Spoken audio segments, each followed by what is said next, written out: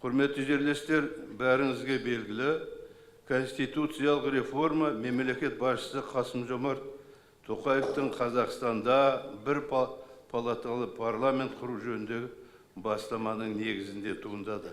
Аталған комиссия елге Қазақстан Республикасының ата заңының жаңа жобасын ұсынды.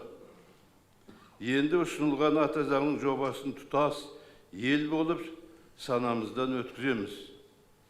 Бүкіл халықтық референдум арқылы дауыс бере отырып елдің келешегі мен жаңа тұрпатты Қазақстан құрудың құқықтық негіздерін осы отырған бәріміз айқындайтын боламыз. Сондықтан да осы жобаның талқылануы мен қабылдануына енжарлық танытпай белсенді қатысу, құқықтық сауаттылықтың таныту қашанда маңызды деп ойлаймын. Ең алдымен ата заңымызда бұрын біртұтас мемлекеттікті қамтамасыз ететін қағидаттардың сақталуымен қатар жобада ең алғаш рет конституциялық деңгейде белгіленіп отырған ерекше тұстардың болуы. Атап айтқанда, ата заңымыздың жаңа мәтінінің басты идеясы ретінде әділетті Қазақстан идеясы және заң мен тәртіп қағидатын ұстану, білім мен ғылым, мәдениет пен инновацияның анықталған. Сондықтан сонымен бірге мемлекеттің болашағы минералды ресурстар мен табиғи байлықтарын емес, адами капиталмен және азаматтардың жетістіктерімен анықталатынын көрсететін түбегейлі маңызды бетбұрыс деп атауға болады.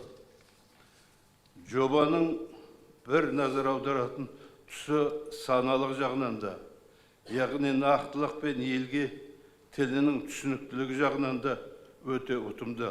Мысалы, жаңадан ұсынылып отырған ата заңның 3-ші бабының 1-ші тармағында Қазақстан Республикасы қызметінің негізгі құраушы қағидаттары, егемендік пен тәуелсіздікті қорғау, адам құқықтары мен бостандықтарын сақтау, заң мен тәртіп үстемдігін қамтамасыз ету, жалпы ұлттық бірлікті бекемдеу, халықтың әл-ауқатын арттыру, жауапты әрі жасампаз отаншылдық идеясын орнықтыру, қоғамдық диалогты дамыту, еңбек сүйгіштік, прогресс, білім құндылықтарын бекіту, жоғары экологиялық мәдениетті қалыптастыру, тарихи, мәдени мұраны сақтау, төл мәдениетін қолдау.